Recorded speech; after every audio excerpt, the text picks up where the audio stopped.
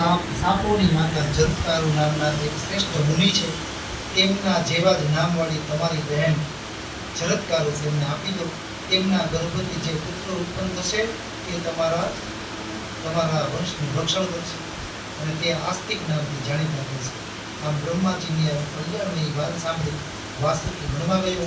પોતાની બહેનને વિનયપૂર્વક એ જરત્કારુ નામના મુનિને સોંપી દીધી. એ કન્યાનું નામ પણ જરત્કારુ, અને જરત્કારુ મુનિએ તેને પોતાના જેવા નામવાળી જાણી અને વાસુકીને કહ્યું કે જે સમયે મારું અપ્રિય કાર્ય કરશે તે જ ક્ષણે હું આનો ત્યાગ કરી દઈશ.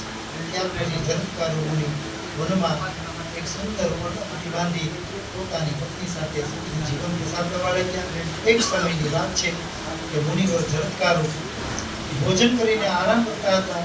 એટલામાં વાસુકીની બહેન જે મુનિની પત્ની હતી તે ત્યાં બેઠી અને મુનિને તેને કહ્યું કે હે પ્રિય, કોઈ પણ પરિસ્થિતિ ઊભી થાય તો પણ તું મને જગાડીશ નહીં. આવું કહી અને ઋષિવર પોતે શય્યાવાસ થાય છે. આમ કહીને મુનિ નિદ્રાધીન થયા.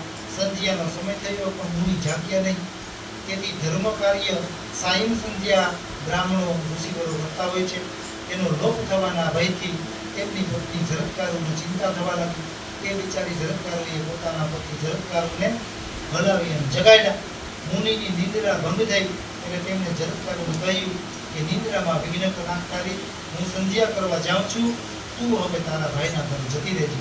આમ કહી અને મુનિવર પોતે સંધ્યાના સમયે સ્નાનાર્થે નદી કિનારે જાય છે.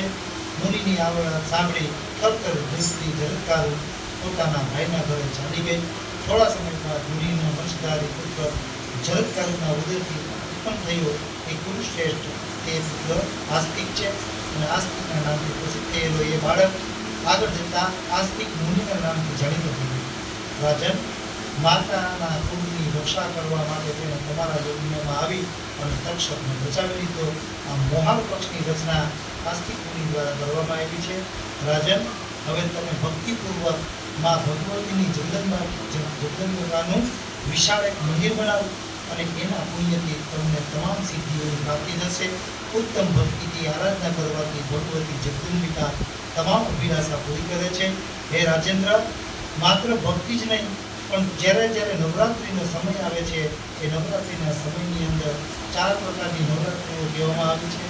એમાં માઘ માસની નવરાત્રિ, બીજી ચૈત્ર માસની નવરાત્રિ, પછી અષાઢ માસની ગુપ્ત નવરાત્રિ અને આસો માસની શારદી નવરાત્રિ.